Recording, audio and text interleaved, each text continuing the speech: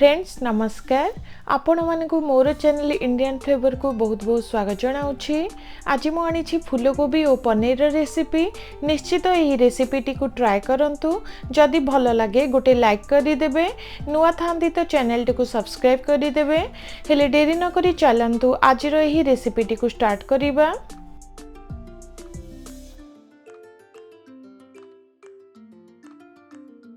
मुझे गोटे छोट साइज रो फूलकोबी अर्थात प्राय 300 ग्राम ओजन हेबो फूलकोबी को नहीं। फूलकोबी को भल भाबरे सफा करी छोट छोट साइज रे काटी नहीं। एठी मु 250 ग्राम हेबो पनीर को नहीं। देखंतु एही परी स्क्वायर शेप रे काटी नहीं। प्रथमे पनीर रे आधी चमच हेबो लूण को देउछि, आधी चमच हेबो हळदी गुंड और आधी चमच हेबो लंका गुंड को दे एही परी भल भाबरे मिसाई नबा।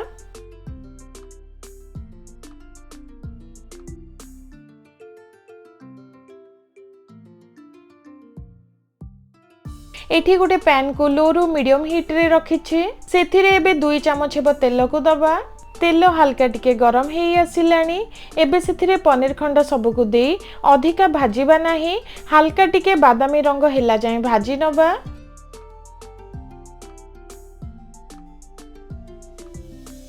एही परी पनीर खंड सब को हल्का टिके उलटाई नबा, जहा द्वारा उभय साइड रे पनीर खंड सब भल भाबरे भाजी परिबो।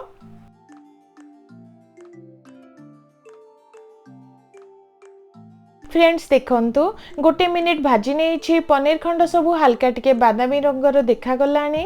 एबे अधिका न भाजी गोटे प्लेट रे काढी नबा। एही परी पनीर खंड सब को भाजी नेली।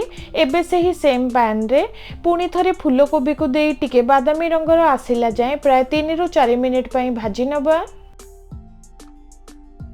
फ्रेंड्स एठी मु किछि काजू को भिजाई रखिथिली, ताकू गोटे ब्लेंडर रे काढी नबा। जेहेतु सेथिरे अल्प टिके पानी अछि, अधिका पानी ऐड न करी चिकन करी बाटी नबा। देखंतु एही परी काजू को बाटी नेछि। एबे चेक करिबा फूलकोबी को। फूलकोबी रो रंग चेंज होई आसिलानी। वर्तमान फूलकोबी को गोटे प्लेट रे काढी नबा। फ्रेंड्स फूलकोबी को एबे साइड रे रखी दे नेक्स्ट प्रोसेस स्टार्ट करिबा। पुनी थरे पैन को लो रु मीडियम हीट रे रखी सेथिरे प्राय 3 रु 4 चमच हेबो तेल को दबा। तेल टिके गरम हेई आसिलानी। एठी मु नेछि गोटे चमच जीरा, 2टी तेजपत्र, 2टी सुखिला लंका, खंडे दालचीनी और अलैच को नेछि। एबे तेल रे देई हल्का टिके गोटे मिनिट पई भाजी नबा। हल्का टिके भाजी नेछि। एठी देखंतु 2टी मीडियम साइज रो पियाज को छोट छोट करी काटी नेछि। ताको फुटण रे दे हल्का टिके नरम हेला जाय भाजी नबा।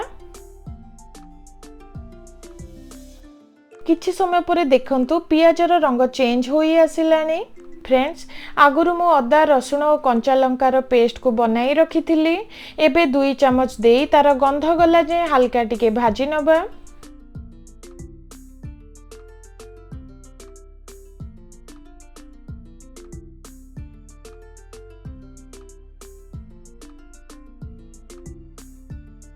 हल्का टिके भाजी नेछि।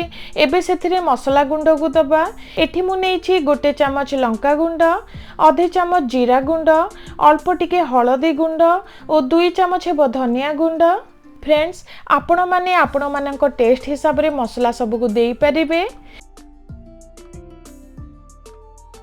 तासह एठी मु 2टी टमाटर प्यूरी नेछि, ताकू मध्य देई दबा।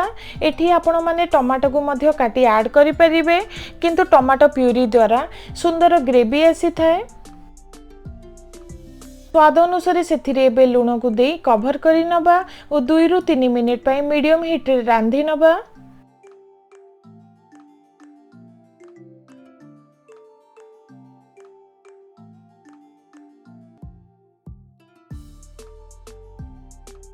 दुई रु 3 मिनिट रांधिबा परे चेक करूछि। देखंतु मसला रु तेल बाहरिबा स्टार्ट करि सारिलानी। फ्रेंड्स एठी मो गोटे कप हेबो ग्रीन मटर को नेछि, ताको मसला रे देई दबा। ता सह एठी मु 3टी कंचा लंका को देउछि ओ आगरु भाजी रखिथिबा फूलकोबी को मध्य देई दबा।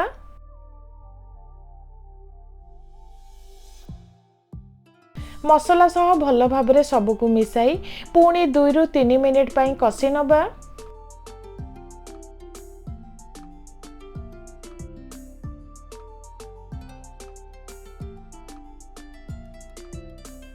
दुई रु 3 मिनिट पई भाजी नेला परे एबे सेथिरे काजू पेस्ट को दबा जहा द्वारा तरकारी रे बहुत सुंदर टेस्ट आसीबो।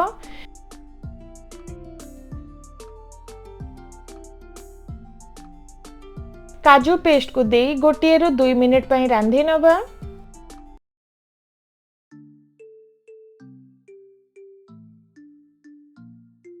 फ्रेंड्स एबे सेथिरे पानी दबा। एठी मो गोटे ग्लास हेबो गरम पानी को देउछि जहा द्वारा तरकारीटी शीघ्र होई जिवो ओ तार टेस्ट मध्य आसीबो। पानी देला परे कवर करी नबा ओ 4 रु 5 मिनिट पई मीडियम हीट रे रांधी नबा।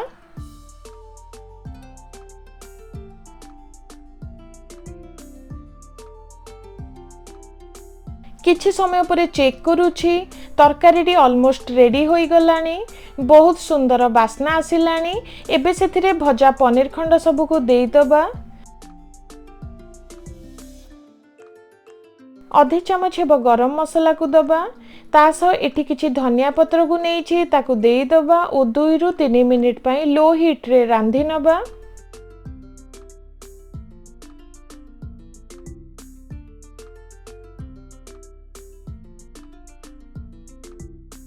फ्रेंड्स देखंतु बहुत सुंदर फूलकोबी और पनीर तरकारीटी आमर रेडी हो गला।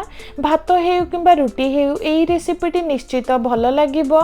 निश्चित एही रेसिपीटी को ट्राई करिवे। केमिति लागिला निश्चित शेयर करिवे। रहुछि नमस्कार।